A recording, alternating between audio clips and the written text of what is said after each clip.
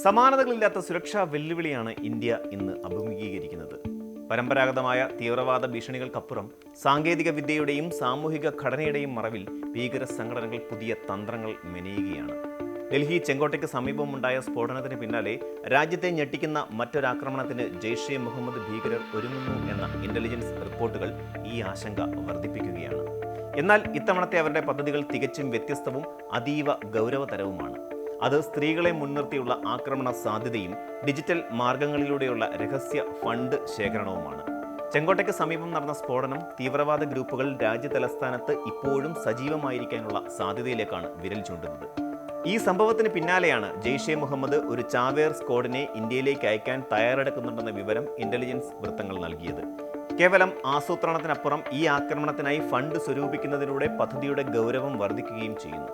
സാധാരണയായി അതിർത്തി കടന്നുള്ള നുഴഞ്ഞുകയറ്റത്തിലൂടെയും ക്ലാസിക് തീവ്രവാദ രീതികളിലൂടെയുമാണ് ജെയ്ഷെ പോലെയുള്ള സംഘടനകൾ ആക്രമണങ്ങൾ നടത്തിയിരുന്നത്. എന്നാൽ നിലവിലെ റിപ്പോർട്ടുകൾ സൂചിപ്പിക്കുന്നത് അവരുടെ തന്ത്രപ്രധാനമായ സമീപനത്തിൽ ഒരു പാരഡൈം ഷിഫ്റ്റ് സംഭവിച്ചിരിക്കുന്നു എന്നാണ്. തീവ്രവാദ ഫണ്ടിങ്ങിനെതിരായ ആഗോള നിയമങ്ങൾ കർശനമാക്കിയ പശ്ചാത്തലത്തിൽ പണമിടപാടുകൾ രഹസ്യമായി നടത്താൻ ഭീകര സംഘടനകൾ ഡിജിറ്റൽ മാർഗങ്ങളിലേക്ക് തിരിയുന്നതിന്റെ വ്യക്തമായ ഉദാഹരണമാണ് ഈ കേസ്. റിപ്പോർട്ടുകൾ പ്രകാരം ജെയ്ഷെ നേതാക്കൾ ഫണ്ട് സ്വരൂപിക്കാൻ ആഹ്വാനം ചെയ്തത് പാക് ആപ്ലിക്കേഷനായ സഡാപേ ഉൾപ്പെടെയുള്ള ഡിജിറ്റൽ പ്ലാറ്റ്ഫോമുകളിലൂടെയാണ്. ഭീകര സംഘടനകൾ അവരുടെ ഇന്ത്യ വിരുദ്ധ പ്രവർത്തനങ്ങൾ ഉൾപ്പെടെയുള്ള ലക്ഷ്യങ്ങൾക്കായി പണം സ്വരൂപിക്കുന്നതിൽ ഡിജിറ്റൽ ഫണ്ടിംഗ് ഒരു നിർണായക മാർഗമായി മാറിയിരിക്കുന്നു. ഇതിന് പ്രധാനമായും 3 കാരണങ്ങളുണ്ട്. ഒന്നാമതായി, ഡിജിറ്റൽ പ്ലാറ്റ്ഫോമുകൾ അജ്ഞാതത്വം ഉറപ്പാക്കുന്നു എന്നതാണ്. സാധാരണ ബാങ്കിംഗ് ചാനലുകളിലൂടെയുള്ള പണമിടപാടുകൾ എളുപ്പത്തിൽ ട്രാക്ക് ചെയ്യാനും നിയന്ത്രിക്കാനും സർക്കാരുകൾക്കും സുരക്ഷാ ഏജൻസികൾക്കും സാധിക്കുമ്പോൾ ക്രിപ്റ്റോ കറൻസികൾ പോലെയുള്ള ഡിജിറ്റൽ മാർഗങ്ങളും എൻക്രിപ്റ്റ് ചെയ്ത വാലറ്റുകളും ഉപയോഗിക്കുമ്പോൾ പണത്തിന്റെ ഉറവിടം കണ്ടെത്തുന്നത് ഏറെ ദുഷ്കരമാക്കുന്നു. രണ്ടാമതായി, ഡിജിറ്റൽ സംവിധാനങ്ങൾ വേഗവും വ്യാപനവും വർദ്ധിപ്പിക്കുന്നു. ലോകത്തിന്റെ ഏത് കോണിൽ ഇരിക്കുന്ന വ്യക്തിക്കും വളരെ വേഗത്തിൽ അതിർത്തികൾ കടന്ന് ഫണ്ട് കൈമാറ്റം ചെയ്യാൻ സാധിക്കുന്നു. ഇത് ഫണ്ടിംഗ് ശൃംഖലയുടെ വ്യാപ്തി വർദ്ധിപ്പിക്കുകയും കുറഞ്ഞ സമയത്തിനുള്ളിൽ പണം ലക്ഷ്യസ്ഥാനത്ത് എത്തിക്കുകയും ചെയ്യുന്നു. മൂന്നാമതായി, വലിയ തുകകൾ ഒറ്റയടിക്ക് സ്വീകരിച്ച് ശ്രദ്ധ ക്ഷണിക്കുന്നതിന് പകരം ചെറിയ സംഭാവനകളുടെ ലക്ഷ്യം കാണാൻ ഈ രീതി സഹായിക്കുന്നു. 6400 രൂപ പോലെയുള്ള ചെറിയ തുകകൾ നിരവധി ആളുകളിൽ നിന്ന് സ്വരൂപിക്കുന്നത് വലിയ തുകകളുടെ ഇടപാടുകളെ അപേക്ഷിച്ച് അന്വേഷിക്കുന്ന ഏജൻസികളുടെ ശ്രദ്ധ മാറാനുള്ള സാധ്യതയും വളരെ ഗണ്യമായി കുറയ്ക്കുന്നു. ഈ തന്ത്രപരമായ നീക്കങ്ങളിലൂടെ ഭീകരർക്ക് അവരുടെ ആക്രമണങ്ങൾക്ക് ആവശ്യമായ ഷൂസ്, ടെന്റുകൾ തുടങ്ങിയ ആവശ്യമായ ലോജിസ്റ്റിക് പിന്തുണ രഹസ്യമായി ഉറപ്പാക്കാൻ സാധിക്കുന്നു. ഇവിടെ 6400 രൂപയുടെ സംഭാവന ആവശ്യപ്പെടുന്നത് പോലും ഭീകരർക്ക് വേണ്ട ഈ കമ്പിളി സോക്സ്, അതുപോലെ മെത്ത, കൂടാരം തുടങ്ങിയ അവശ്യ വസ്തുക്കൾ വാങ്ങാനാണ്. സൈനിക നീക്കങ്ങളിൽ ലോജിസ്റ്റിക്സ് എത്രത്തോളം പ്രധാനമാണോ അതുപോലെ ഭീകരർക്ക് ഒളിവിൽ കഴിയാനും നീങ്ങാനും ആവശ്യമായ ഉപകരണങ്ങൾ വാങ്ങാൻ പോലും അവർ ഡിജിറ്റൽ മാർഗങ്ങളെ ആശ്രയിക്കുന്നു എന്നത് ഈ ശൃംഖലയുടെ ആഴം വ്യക്തമാക്കുന്നു. ജെയ്ഷെ മുഹമ്മദിന്റെ പദ്ധതികളിൽ ഏറ്റവും ഭയപ്പെടുത്തുന്ന ഒരു മാറ്റം സ്ത്രീകൾ നയിക്കുന്ന ആക്രമണങ്ങൾ അവർ ആസൂത്രണം ചെയ്യുന്നുണ്ടാകാം എന്ന റിപ്പോർട്ടുകളാണ്. മസൂദ് അസറിന്റെ സഹോദരി സാദിയയാണ് ജെയ്ഷെയുടെ വനിതാ യൂണിറ്റിനെ നയിക്കുന്നതെന്നാണ് വിവരം. ഓപ്പറേഷൻ സിന്ദൂറിന് ശേഷമാണ് ഈ വനിതാ സംഘം രൂപീകരിച്ചത്. ഇതിലെ അംഗമായ ഡോക്ടർ ഷാഹിന സയ്യിദ് ഡൽഹി സ്ഫോടനത്തിന് ധനസഹായം നൽകിയിരിക്കാമെന്ന സൂചനയുമുണ്ട്. ചാവേർ സ്ക്വാഡുകളിൽ സ്ത്രീകളെ ഉപയോഗിക്കുന്നത് തീവ്രവാദ ലോകത്തെ ഒരു പുതിയ പ്രവണതയല്ലെങ്കിലും ജെയ്ഷെ മുഹമ്മദ് പോലെയുള്ള കാശ്മീർ കേന്ദ്രീകൃത ഭീകര സംഘടനകൾ ഈ തന്ത്രം അവലംബിക്കുന്നത് ശ്രദ്ധേയമാണ്. സ്ത്രീ ചാവേറുകളെ ഉപയോഗിക്കുന്നതിന് പിന്നിൽ നിരവധി കാരണങ്ങളുണ്ട്.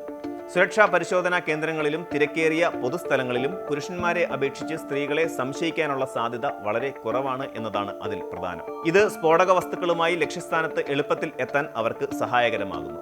രണ്ടാമതായി, സ്ത്രീകളെ മുൻനിർത്തിയുള്ള ആക്രമണങ്ങൾ ആഗോളതലത്തിൽ കൂടുതൽ മാധ്യമ ശ്രദ്ധ നേടുകയും അതുവഴി ഭീകരതയുടെ സന്ദേശം കൂടുതൽ ശക്തമായി പ്രചരിപ്പിക്കുകയും ചെയ്യാം.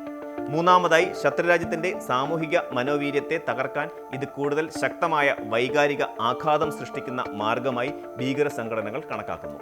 കൂടാതെ ഡോക്ടർ ഷാഹിന സയ്യിദ് പോലെയുള്ള വിദ്യാസമ്പന്നരായ പ്രൊഫഷണൽ പശ്ചാത്തലമുള്ള സ്ത്രീകളുടെ പങ്കാളിത്തം, ജമാഅത്തുൽ മോമിനാത്ത് പോലെയുള്ള യൂണിറ്റുകൾ കേവലം മതപരമായ കാര്യങ്ങളിൽ ഒതുങ്ങാതെ സജീവമായ ഭീകര പ്രവർത്തനങ്ങളിൽ ഏർപ്പെടുന്നു എന്നതിന്റെ വ്യക്തമായ സൂചന നൽകുന്നു.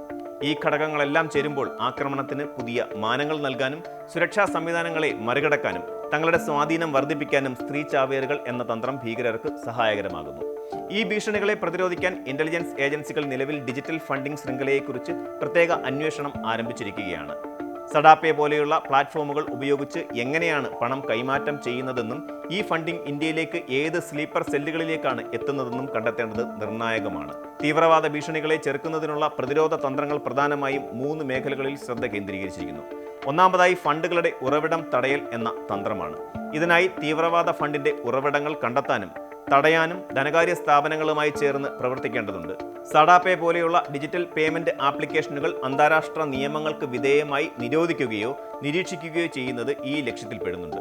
രണ്ടാമതായി സൈബർ നിരീക്ഷണം ശക്തമാക്കണം.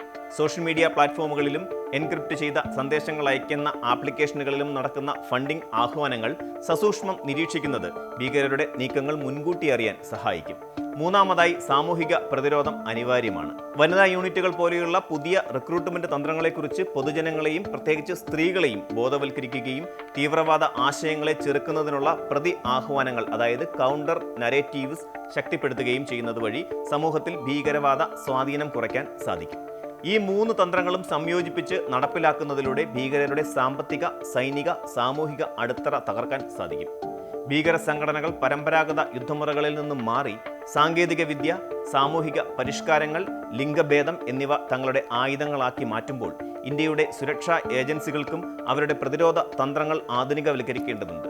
ചാവേറുകളായി സ്ത്രീകളെ ഉപയോഗിക്കുന്നത് വഴി ലഭിക്കുന്ന സർപ്രൈസ് എലമെന്റ് സുരക്ഷാ സംവിധാനങ്ങളുടെ ഓരോ തലത്തിലും ഒരു ചോദ്യചിഹ്നം ഉയർത്തുന്നു. ഡിജിറ്റൽ ഫണ്ടിംഗ് ശൃംഖലയെ തകർക്കുന്നത് കേവലം ഒരു ആക്രമണം തടയുന്നതിനേക്കാൾ വലിയ കാര്യമാണ്. അത് ഭീകരതയുടെ ആഗോള സാമ്പത്തിക അടിത്തറയെ തകർക്കുന്നതിനുള്ള ആദ്യ ചുവടുവയ്പ്പാണ്.